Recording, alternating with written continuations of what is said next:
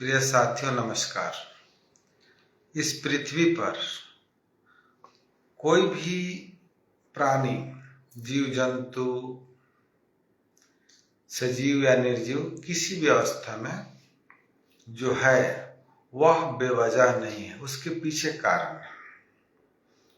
हमसे बेहतर इस पृथ्वी का और हम सभी का निर्माण करने वाला जो निर्माण करता है वह हम लोगों से ज्यादा बेहतर जानता है। तो इस पृथ्वी पर एक कीट पतंग जो है, एक चींटी भी है, एक मच्छर भी है, एक मक्खी भी है, तो उसके होने के कुछ न कुछ वजह है, वे बेवजह नहीं है। हाथी, घोड़ा, शेर, चीता, गधे, बकरा, कुत्ता, बंदर इत्यादि तो हम लोग मानते हैं कि यह वजह से है, यह हमें दिखाई देता है।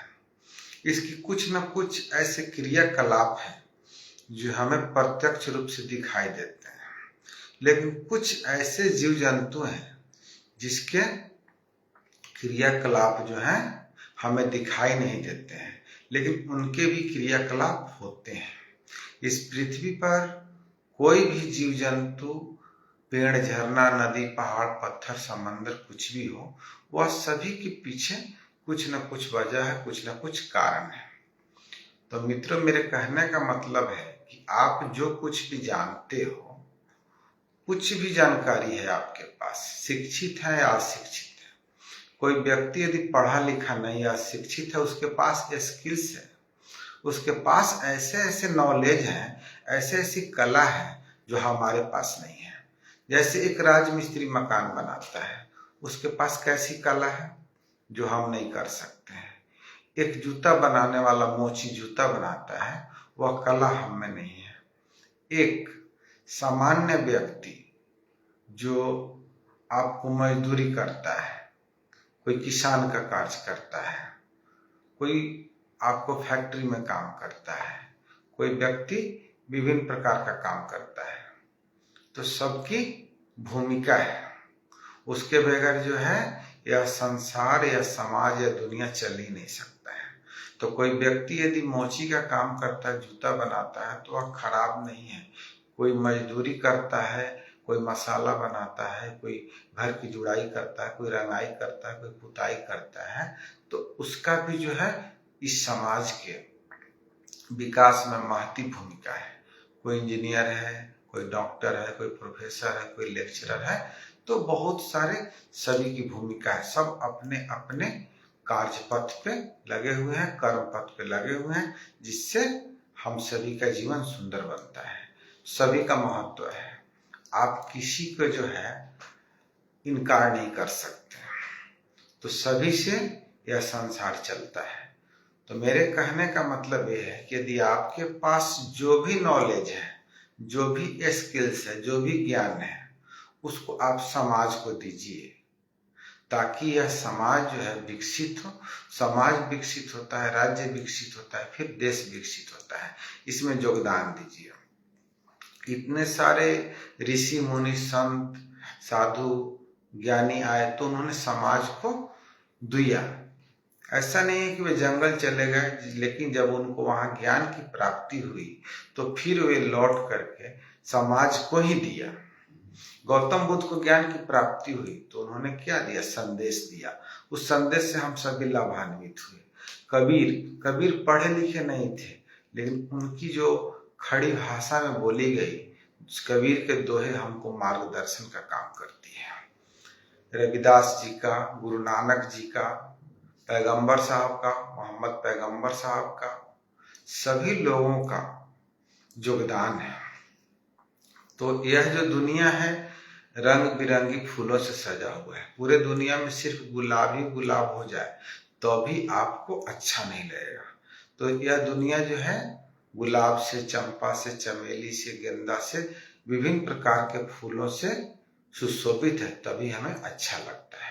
तो समाज में सभी तरह के लोगों की भूमिका होती है। समाज के विकास में, देश के विकास में हमें अपने ज्ञान को, अपने नॉलेज को बांटना चाहिए। कहा गया है कि बांटने से बढ़ता है, घटता नहीं है। तो मेरा कहना है कि मैं कोई बहुत बड़ा ज्ञानी नहीं, लेकिन हमारे अंदर जो भी चीज होती है, हमें जो कुछ भी जानकारी में होती है, मैं आप सभी से शेयर करता हूँ और शेयर करके मुझे खुशी होती है। तो यहाँ पर हम कोई मेडिकल साइंस की बात नहीं करूँगा, इंजीनियरिंग की बात नहीं करूँगा, बट आपसे जो धर्म अध्यात्म जो मूल विषय है, मनुष्य विवेकशील प्राणी है, चिंतनशील प्राणी है, इसके पास जो है बुद्धि है, विवेक है, सोचने समझने की क्षमता है।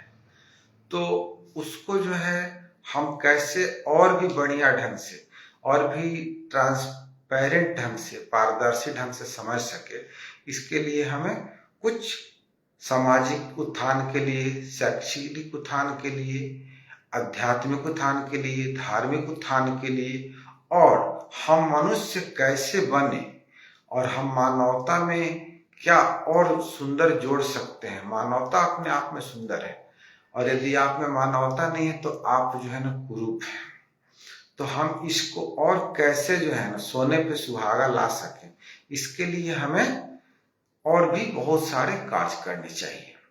तो हमें डे बाय डे हमेशा अपने में सुधार लाने का प्रयत्न करना चाहिए, कोशिश करना चाहिए।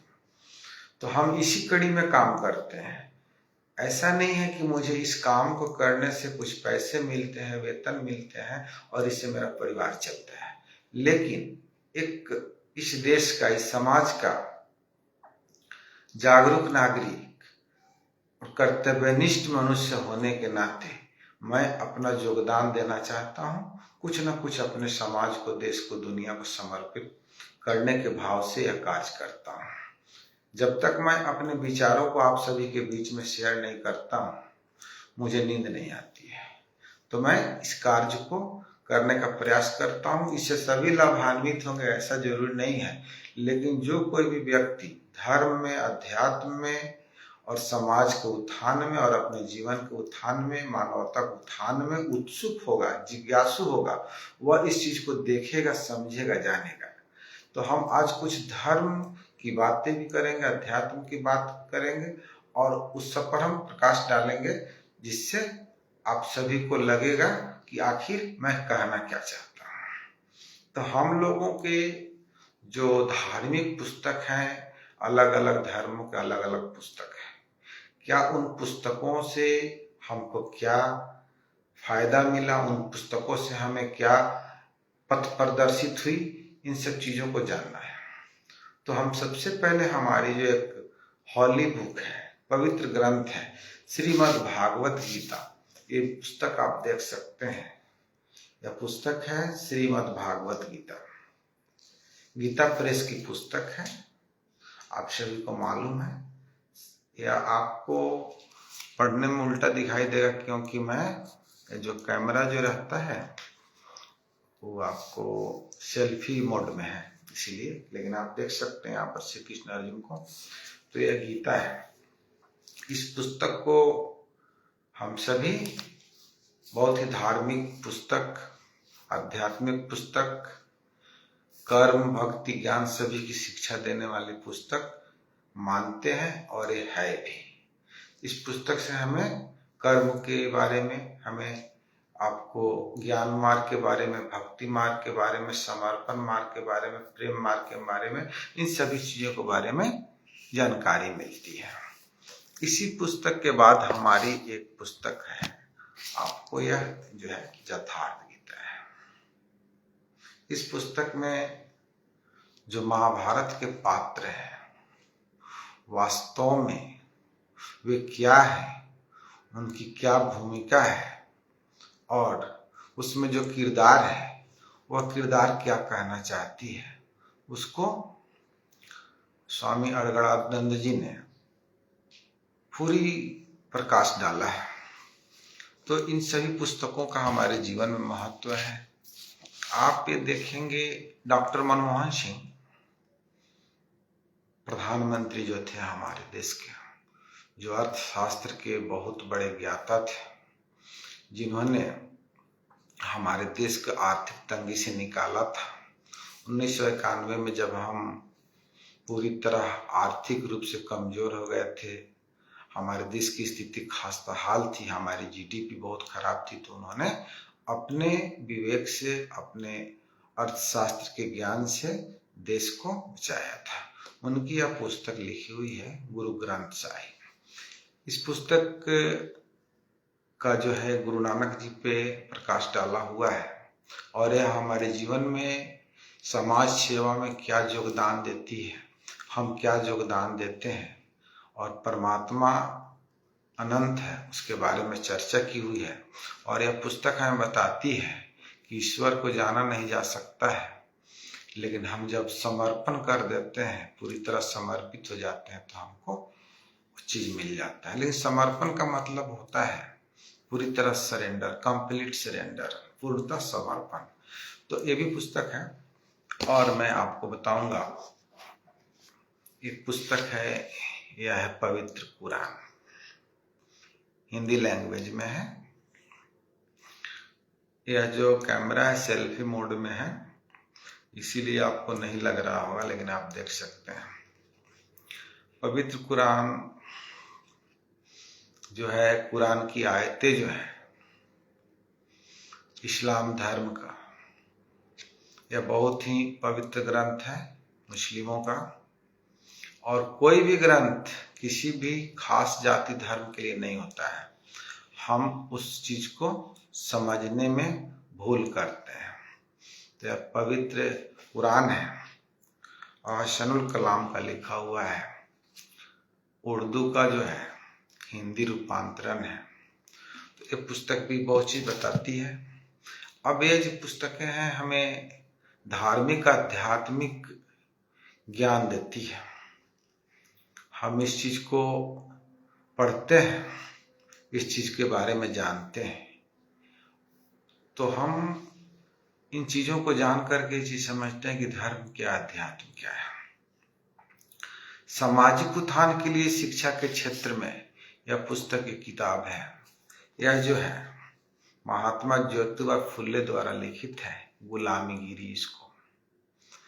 यह समाज को दिशा देने के लिए, समाज को कैसे शिक्षित बनाया जाए, समाज को कैसे अंधविश्वास पाखंड से, कर्म कांड से बाहर निकाला जाए, यह जो पुस्तक है महात्मा ज्योतिबा फुले द्वारा लिखित है। इससे आप जानते हैं कि हमें कर्म कांड, पाखंड, अंधविश्वास से और गुलामी से कैसे मुक्त हुआ जा सकता है। तो यह पुस्तक जो है गुलामीगिरी, आप पढ़ेंगे तो जानेंगे कि इसको जो है, इस पुस्तक की समाज को उत्थान में क्या भूमिका है। डॉक्टर भीमराव अंबेडकर जी पर यह पुस्तक है, भीमराव अंबेडकर जी का। भीमराव अंबेडकर जी की बायोग्राफी है। उन्होंने किस विषम परिस्थितियों में अपने एजुकेशन को पूरा किया और किस समाज के किस यातना भरी जिंदगी से ऊपर उठ करके उन्होंने संविधान की रचना की और इस देश में गरीब वंचित तबके लोगों को मान अधिकार, सम्मानजनक जीवन जीने की भूमिका अदा की। एक आपको मैं दिखाता हूँ, ये सरदार भगत सिंह की जो है, मैं नास्तिक क्यों हूँ, मैं नास्तिक क्यों हूँ, नास्तिक होने के पीछे कारण क्या है, उसका रीजन क्या है। यह जो है पुस्तक भगत सिंह के द्वारा लिखी हुई है, आप देख सकते हैं, मैं नास्तिक क्यों हूँ।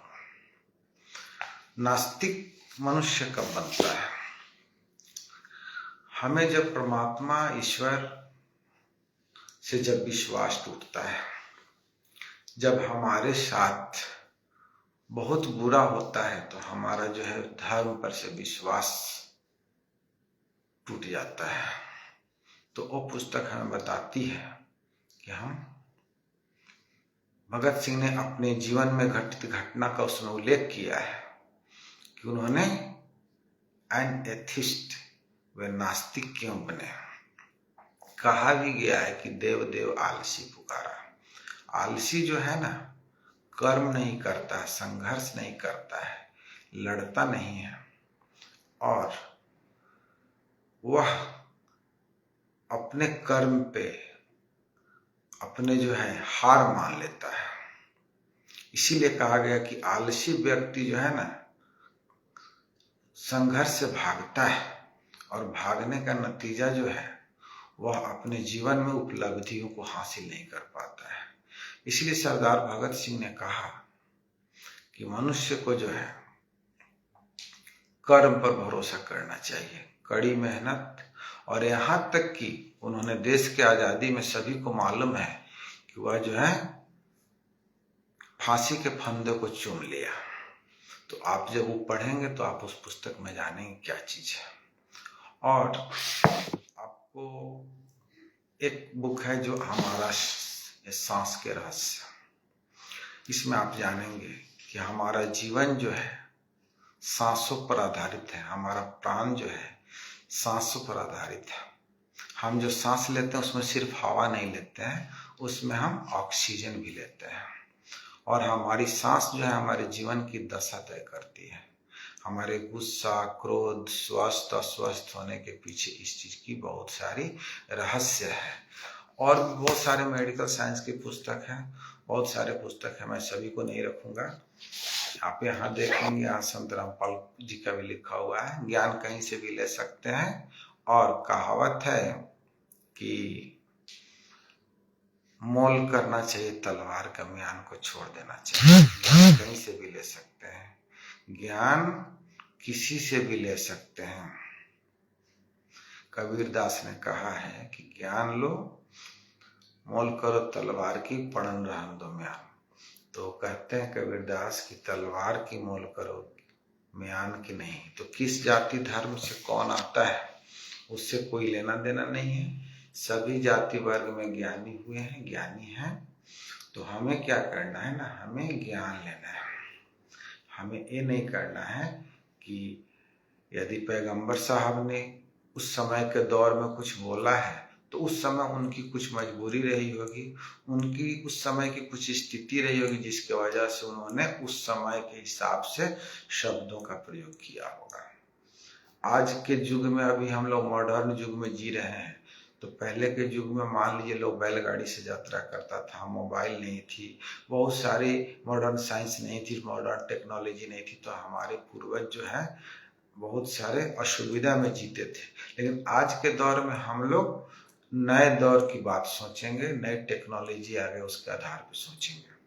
अब हमने बहुत सारे पुस्तकों की बात की, धार्मिक पुस्तकों की बात की, आध्यात्मिक पुस्तकों की बात की, सामाजिक पुस्तकों की बात की, जो शिक्षा प्रदान करने का कार्य करती है, अंधविश्वास, कर्म कांड, पाखंड का भी जो पर्दाफाश करती है, उस सही पुस्तकों की बात की, नास्तिकता को जो बढ़ावा देती है, उस भगत सिंह की पुस्तक में नास्तिक क्यों, उन पुस्तकों की बात की। हमने बहुत सारे पुस्तकों की बात की, क्यों बात की? तो मित्रों, ये सारी पुस्तकों को पढ़ लेने से आप ज्ञानी हो सकते हैं। इन पुस्तकों को पढ़ लेने से सिर्फ आप ज्ञानी हो सकते हैं। जैसे ये पुस्तक का काम है आपको राह बताना। जैसे कि आप अंधेरा में हैं, आपको रास्ता नहीं सूझ रही है, काली रात है, अंधेरी रात है, पूरी रात है, अमावस्या की रात है, और आपको रास्ता नहीं सूझ रहा है। उसमें आपने किसी को टॉर्च दिया, और टॉर्च जला करके आप वहीं पे खड़े रहेंगे, और आपको मान लीजिए कि आपको यहाँ पर अभय नगर पिपरा से आपको मोतिहारी जाना है, और आप टॉर्च जला करके यहीं पे खड़े रह जाएंगे पूरे रात, तो आपकी यात्रा हो जाएगी? यात्रा नहीं हो जाएगी। यह पुस्तक हम पे टॉर्च का काम करता है। ये पुस्तक हमें मिला, यह ग्रंथ हमें मिला, इस ग्रंथ से हमें राह दिखाया गया, हमें टॉर्च है। जब हमने टॉर्च को जलाया मतलब हमने उसको पढ़ा, उसका अध्ययन किया। लेकिन हमें टॉर्च भी मिल गया, हमने उसको अध्ययन भी किया, लेकिन हमने यात्रा नहीं किया, हम वहां से आगे नहीं बढ़े। तो क्या हम अपने मंजिल तक पहुंच जाएंगे? तो हमारे सारे ग्रंथ जो हैं, गुरु ग्रंथ साहिब हो, बाइबिल हो, कुरान हो, या गीता हो, श्रीमद् भागवत गीता हो, या कोई भी धार्मिक ग्रंथ हो, कोई भी हॉली बुक्स हो, वे सभी हमारे लिए टॉर्च का काम करते हैं। टॉर्च वह बुक जो है, वह जो पुस्तक है, वह ग्रंथ जो है हमारा एक टॉर्च है। जब हम उसको पढ़ते हैं, अध्ययन करते हैं, इसका मतलब हम उसको स्विच ऑन करते हैं, टॉर्च को जलाते हैं, और उससे जो अंधकार से हम रोशनी जो हमें मिलती है और उस मार्ग पे जो हम चलते हैं, वह हमारी यात्रा होती है। तो मान लिया आपने कोई भी ज्ञान प्राप्त कर लिया, लेकिन उसको आचरण में नहीं लाया। आपने मान लिया कि खेती करने से हम 10 केजी गेहूं बोएंगे तो हमको 2 क्विंटल गेहूं होगा, लेकिन हम इसको लिख लेंगे और खेती नहीं करेंगे, हल नहीं चलाएंगे, बीज नहीं डालेंगे, खेती की तैयारी नहीं करेंगे, खेतों को हम जुताई नहीं करेंगे, तो क्या हमारे फसल आ जाएंगे? आ जाएंगे? नहीं आएंगे। हमें फसल नहीं आ सकते हैं। तो ये पुस्तक हमें बताती है, ये ग्रंथ हमें बताते हैं कि इसको पढ़ो। वह सिर्फ राह दिखाते हैं, लेकिन यात्रा आप ही को करना होगा। आपने किसी चीज को जाना कि हमें अच्छा व्यक्ति बनना है, तो अच्छा आचरण करना होगा ना, कह देने से तो नहीं बनेगा। तो मित्रों, मेरा कहने का मतलब है, इन सब पुस्तकों से ज्ञान पा सकते हैं, लेकिन सिर्फ ज्ञान पढ़ के पंडित हो जाएंगे, तोता हो जाएंगे। आपने रट लिया तो रट के आपको क्या मिला? कुछ नहीं मिला, आप पंडित हो गए। आपने रट लिया लेकिन आचरण में नहीं लाया। इसी पर कबीर ने कहा है कि पोथी पढ़ी पढ़ी जग मुआ, पंडित भया न कोय, 2.5 आखर यानी अक्षर प्रेम का पढ़े सो पंडित। तो आपने सारे पुस्तकों के धर्म ग्रंथों का अध्ययन तो कर लिया, लेकिन आपने आचरण में नहीं लाया। आचरण में लाना ही असली बात है। तो हम पुस्तक पढ़ेंगे, उससे हम धार्मिक और आध्यात्मिक नहीं हो जाएंगे।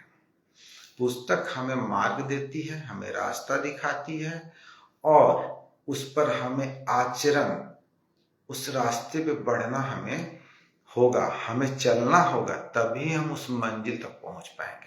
यदि हम नहीं चलते हैं तो हाँ, पुस्तक की सारे ज्ञान पुस्तकें में रह जाएगी, ग्रंथ हम लोग सिर्फ चर्चा के विषय रह जाएगी, और हम सिर्फ ज्ञानी तोता बन के रह जाएंगे। और ये तो बात थी ज्ञान की। अब हम बात करते हैं आत्मिक ज्ञान और आध्यात्मिक ज्ञान की। क्या इन पुस्तकों को पढ़ने मात्र से आप ज्ञानी हो जाएंगे? अब तक तो बहुत सारे लोगों ने पढ़ा है, सभी के सभी ज्ञानी हो गए रहते हैं। तो पुस्तक पढ़ पढ़ के जो है ना, हम नॉलेज को गेन कर सकते हैं, नॉलेज बढ़ा सकते हैं, लेकिन आत्मज्ञान नहीं। कबीर दास ने कभी पुस्तक को नहीं पढ़ा, लेकिन उनसे बड़े बड़े शास्त्रार्थ करने वाले लोग हार गए।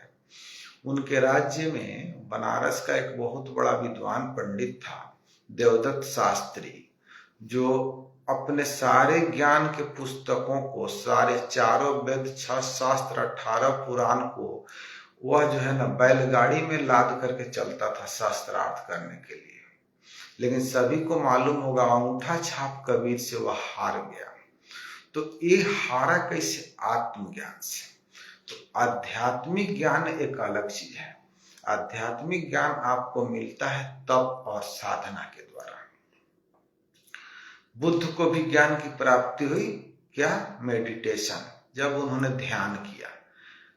यहाँ तक बता रहे हैं कि जो यीशु मसीह थे, उनको भी ज्ञान भारत में ही हुआ, और वे अपने ज्ञान को बाद में पूरी दुनिया में फैलाया। उन्होंने भी भारत से ही ध्यान की विधि सीखी और ध्यान किया।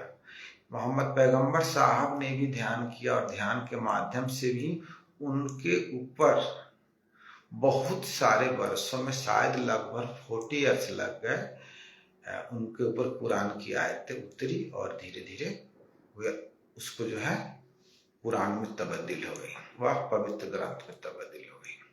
तो बुद्ध, महावीर, कबीर से लेकर के इस पृथ्वी पर जितने भी संत हुए, संबोधि प्राप्त जो भी व्यक्ति हुआ, वह आत्मज्ञान से हुआ। तो आत्मज्ञान जो है हमें पुस्तक से नहीं आती है।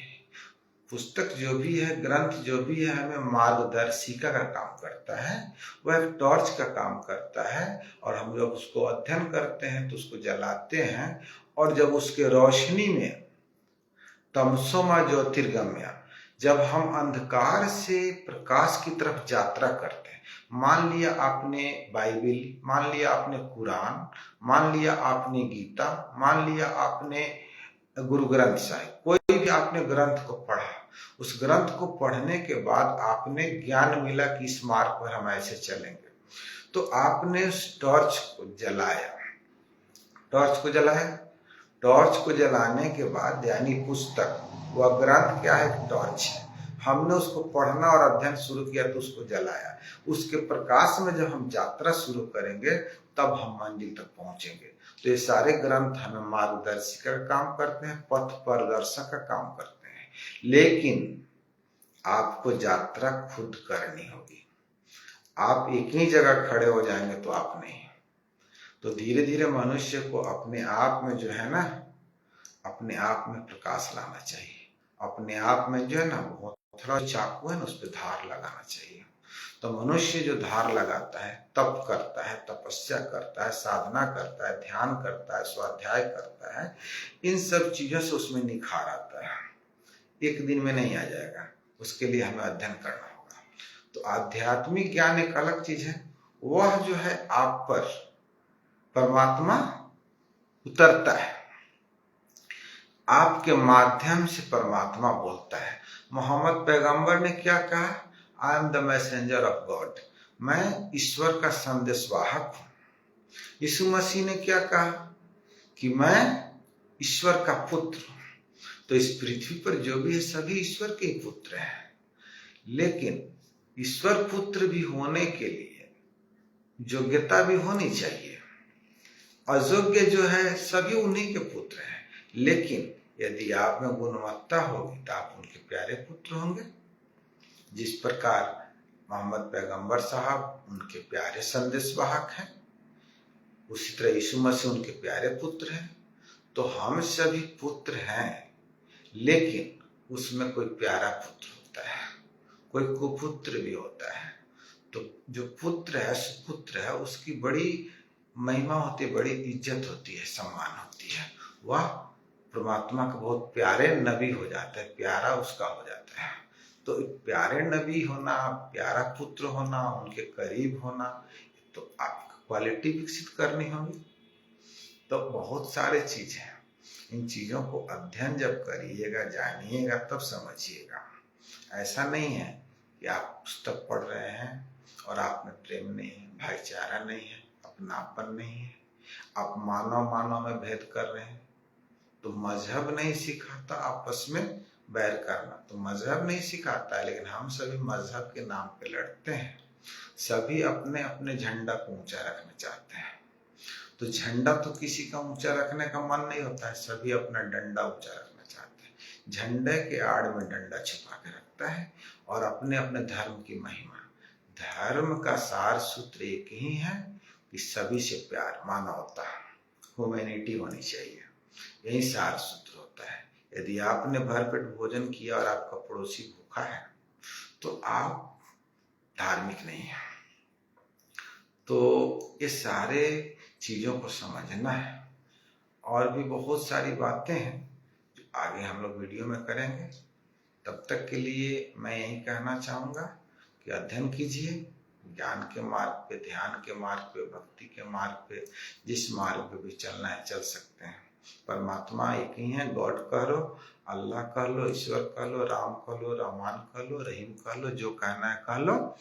जैसे वाटर को पानी कह लो, नीर कह लो, जल कह लो, जो कहना है कह लो, लेकिन उसके स्वभाव में, उसके स्वाद में, उसके रंग रूप में भेद नहीं आती है। वह पानी है तो पानी है, आप विभिन्न रूपों से पुकार लो। उसको इंग्लिश में वाटर कह लो, हिंदी में जल कह लो, पानी कह लो, जो कहना है कह लो। उसी तरह ईश्वर कह लो, खुदा कह लो, अल्लाह कह लो, राम कह लो, रहीम कह लो, रहमान कह लो। मंदिर में भी वही, मस्जिद में वही, हम में वही, तुम में वही, हम में तुम में खड़े खम में समय विराजे राम। राम यानी दशरथ पुत्र राम नहीं, राम यानी परमात्मा। ओमकार कह लो, जो कह लो, वह परमात्मा है, आत्मा है, शौल है, जो सभी में श्वास ले रहा है, सभी में है। वह राम की बात कर रहा हूं मैं, राजा राम की बात नहीं कर रहा हूं मैं। उस राम की बात कर रहा हूं जो एक ऊर्जा है, जो सभी में प्रवाहित हो रहा है, श्वास श्वास में चल रहा है। वह हमारा जीवन है, हमारा जिंदगी है। तो बहुत सारी चीजें हैं जो लोग नहीं जानते हैं, आपस में लड़ते हैं, झगड़ते हैं। ऐसा किसी भी धर्म ग्रंथों का संदेश नहीं है। सभी धर्म ग्रंथों का संदेश है आपसी प्रेम, भाईचारा, मानवता और प्यार। तो मित्रों, बातें तो बहुत सारी लंबी हैं, मैं करना चाहूँ तो ये समाप्त नहीं होने वाली है, इसलिए कि यह गॉड का ब्लेसिंग है जो आप सभी से रूबरू है। और जितने भी मित्र लाइव हैं सभी को प्रणाम। यहाँ पर डॉक्टर जितेंद्र कुमार रंजन जी हैं, अब्दुल हकीम साहब हैं और भी बहुत सारे मित्र हैं लाइव जो है इसमें। अरुण कुमार जी शुरू से ही लाइव है, पंकज भट्ट जी हैं और पंकज भट्ट जी हैं, परमानंद जी हैं। सभी मित्र लाइव रहे, सभी ने शुरू से लास्ट तक इस चीज को देखा, समझा, इसके लिए धन्यवाद।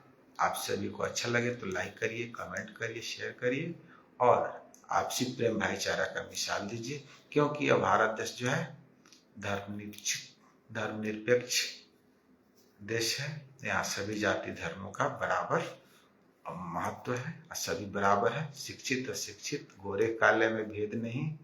महेंद्र कपूर का गाना है, हम उस देश के वासी हैं जिस देश में गंगा बहती है और गोरे काले का भेद नहीं, हर दिल से हमारा नाता है।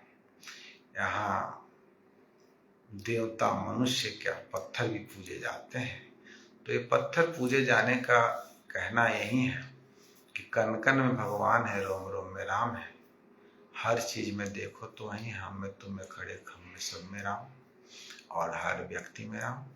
इसी के साथ हम आप सभी से उम्मीद करेंगे कि आपसी कलुषता को, ईर्ष्या द्वेष जलन के भावना को त्याग करके प्रेम से आगे बढ़िए, देश के विकास में, समाज के विकास में और अपने परिवार के बच्चों को शिक्षित और साक्षर बनाइए।